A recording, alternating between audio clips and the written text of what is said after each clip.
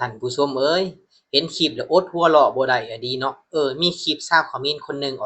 อกมาเตือนพี่น้องชาวไทยว่าเห็นบ่ของเขมรมีแต่ของดีๆฝากถึงพี่น้องชาวไทยอย่าสะดือกับเขมรและเขมรสิสั่งสอนท่านผู้ชมเนาะสบายดีแล้วว่าสวัสดีเบิดทุกคนมันอยู่ที่ผมกี07เฮ้ยท่านผู้ชมเนาะสุดท้ายก็ปะทะกันอะดีเนาะตามสคริปต์ชายแดนของพี่น้องไทยเนาะจังได๋ก็ขอเป็นกำลังใจให้พี่น้องชาวไทยทุกคนกันสู้ๆเนาะ มันสิเป็นจังได๋ต่อไปอันนี้บ่รู้ท่านผู้ชมได้ยินข่าวล่าสุดนี่คือจังว่ายุติแหละพวกนี้เขาบ่ค่อยมีสัจจะหรอกปากเว้าว่าเจรจาเจรจาแต่ลับหลังอะเล่นดิ้นปีนตาเออปากเว้าว่าเจรจาเจรจาแต่เจ้าของหั้นดุดำดินแดนเขาโอ๊ยเบิดคำสิว่าเนาะข้อยเข้าใจความรู้สึกพี่น้องไทยดอกแต่ว่าประเทศอื่นเขาก็ย้ำแล้วบัดนี้มันก็เกินไปเว้าแล้วเว้าอีกอยู่หั่นแหละว่าถอยคนละก้าวถอยคนละก้าวแต่เจ้าของหั้นบ่มีสัจจะเองเออ แล้วสุดท้ายก็มาโทษไผมาโทษบ้านเมืองพี่น้องไทยอันนี้เขาเห็นแล้วเขาใจความรู้สึกพี่น้องไทยนะมันก็เกินไปในความเป็นคนเฮาคุยกันก็โดยเหตุด้วยผลโดยหลักการในเมื่อคุยกันแล้วคือคุยกันถอยคนละก้าวคือถอยคนละก้าวอันนี้เว้าว่าถอยคนละก้าวแต่เจ้าของผัดดุกดำดินแดนเพิ่นโอ้สมควรอยู่ดอกเห็นคลิปหนึ่งท่านผู้ชมเห็นคลิปหนึ่งเห็นคลิปเขมรออกมาเตือนพี่น้องชาวไทยเพิ่นว่าอย่าดื้อกับเขมรของเขมรมีแต่ของดีๆมา บอกใครประเทศใดวะมีแต่ของดีๆเพิ่นว่าอย่าดื้อกับเขมรและเขมรสิสั่งสอนซะบ่ดื้อโอ้เนาะทั้งๆที่เจ้าของเป็นคนดุดันรุนแรงกว่าคนอื่นเขาเออสรุปแล้วเพิ่นบ่มีสัจจะพอดีเลยบ่มีสัจจะในหมู่โจรอันนี้คือคำเขาว่าเนี่ยท่านผู้ชมเนาะอันนี้ก็เข้าใจความรู้สึกสู้ๆแล้วกันพี่น้องไทยสั่งสอนมันแหน่จักบาทให้มันถูกได้ยินข่าวว่าล่าสุดนี่ก็ไปดุดันดินแดนประเทศลาวนั่นสิดุดันทุกประเทศอะดิติประเทศอ้อมข้างนี่เนาะยังบ่รู้นะว่า ที่ว่าเหตุการณ์ล่าสุดเกิดขึ้นเห็นข่าวเล่าที่เขารายงานอยู่ว่าลูกดำดินแดนลาวอยู่ทางภาคใต้จริงหรือบ่ยังบ่ทันรู้ท่านผู้ชมเนาะก็ละเบื่อพวกสายเข้ม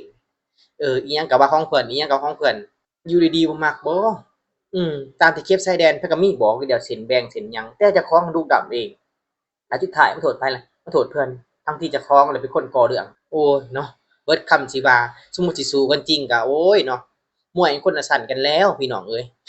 สิไปสู้เพิ่นได้จังใดล่ะเบิ่งทหารเจ้าของติล่ะจำแจ้วจำปลาแหลกอยู่เออคนไทยเห็นอะไรไหมของเขมรมีแต่ของดีๆเด้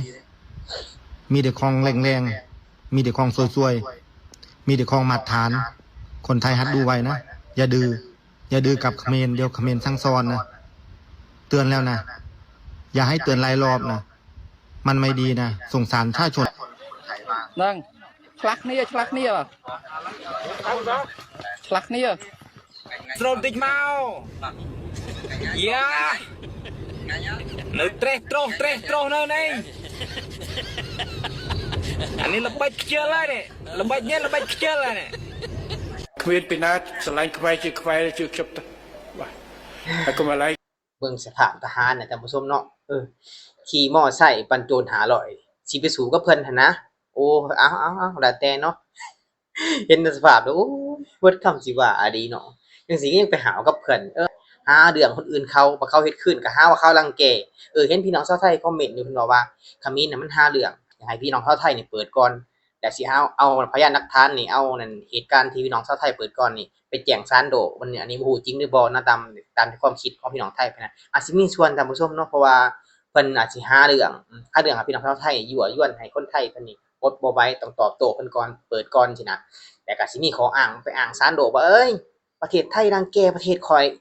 นี่ท่านผู้ชมเพิ่นบอกว่าสัจจะบ่มีในหมู่โจรเนาะรับปากอย่างดีว่าถอยคนละก้าวเจรจากันแล้วทั้งผู้หลักผู้ใหญ่เจรจากันแต่ว่าทางทหารคืบหน้ารุกดำดินแดนเพิ่นมาเขาเอาคืนก็หาว่าเขารังแกเด้อบัดนี้เอาที่สบายใจแล้วกันอยากเล่นกับพี่น้องไทยนะพี่น้องไทยก็สิจัดให้จักหลอกจักไรดอกอย่าห้องให้ก็แล้วกันสิรู้เป็นจังไดเนาะเขาก็ได้เห็นคือกันแหละแต่บ่ให้เกิดสงครามดอกพี่น้องมันเป็นสิ่งบ่ดีแต่เขาจะคงซื้อพี่น้องไทยดอกในเมื่อเขมรเป็นคนรุกดำอันดินแดนอาณาธิปไตยของเพิ่นก็ปกป้องประเทศชาติบ้านเมืองของเพิ่นอันนี้เข้าใจความรู้สึกเนาะพี่น้องไทยเฮ็ดถึงนั่นแหละแต่บางประเทศนั่นแหละงี่เง่าเองหาเรื่องยั่วยวนอยู่หั่นแหละเป็นกำลังใจพี่น้องชาวไทยสู้ๆเบิดทุกคนก็แล้วกันบ่ว่าทหารบ่ว่าตำรวจเบิดทุกคนเนาะเป็นกำลังใจให้แล้วก็พี่น้องวันนี้ขอกล่าวคำว่าสวัสดีจะอยู่กับเขาเจ้าก็คงสิดีแต่ตัวไอ้นี้ ดถึงเจ้าอยู่ทุกวัน เจ้าอยู่ทุกวันไอ้บ่ได้หวังให้เจ้านั้นกลับมาแค่อยากให้รู้ว่าอาย